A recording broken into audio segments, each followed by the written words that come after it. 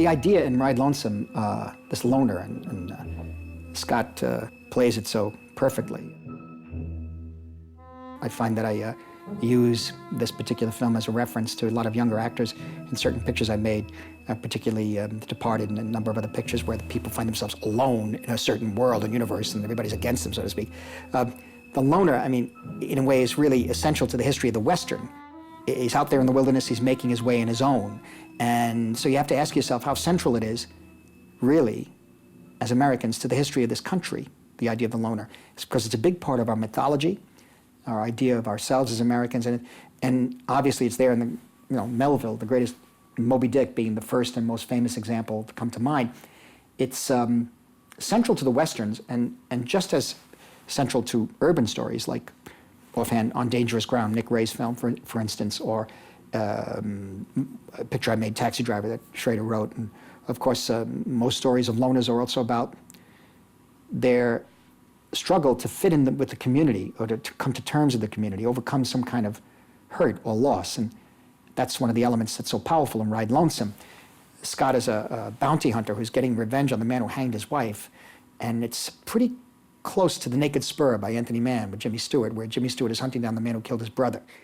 But of course, in both films, the heroes come to understand, this is the key, they come to understand the toll and the price of vengeance, the toll it takes on them.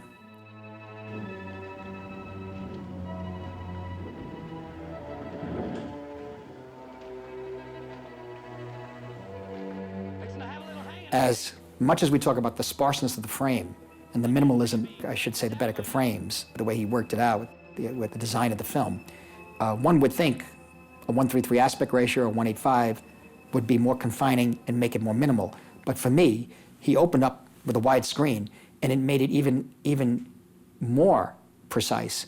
And a lot of negative space was used so that the minimalism was emphasized even more with the widescreen. And he loved working in scope, Boetticher. Maybe the scope frame in this one, like say in Comanche Station, even adds, besides the negative space, a sense of epic, a little less constricted, more open. But I found that extra space in the widescreen, the way he used it, made the characters even more lonesome, so to speak, and minimal, But the end of Ride Lonesome is uniquely powerful because it really represents the ending of two very powerful emotions at the same time. There is something to be said, too, about the determination of the vengeance. And I believe I've heard it said that Turner's Revenger's Tragedy had a lot to do with some of these films, Elizabethan play. And so this is a theme that is universal and a theme that has been close to the heart of everyone over the centuries. And I think that's the essential nature of an image of the burning tree. And Brigade, who's Randolph Scott set out, accomplished what he needed to do, sort of allows him to burn his cross represented by the tree in a way. And it's a remarkable image and a very beautiful and powerful and satisfying one because Brigade, who's Scott's character, isn't just destroying the tree where his wife was hanged, but he's also destroying the vengeance. He's putting this vengeance to rest, comes to peace with himself. And when a character destroys something that's been a kind of illusory dream, it's always very powerful. Like in Terry Malick's Days of Heaven, for instance, when Sam Shepard lets his farm burn because he thinks his wife doesn't love him more. Delma Dave's Spencer's Mountain, where Henry Fonda burns the foundation for his dream house so he can sell the land and send his son to college. Or Monty Hellman's Western, China 9, Liberty 37, where Warren Oates and Jenny Agutter start their marriage over and let their old house burn to the ground.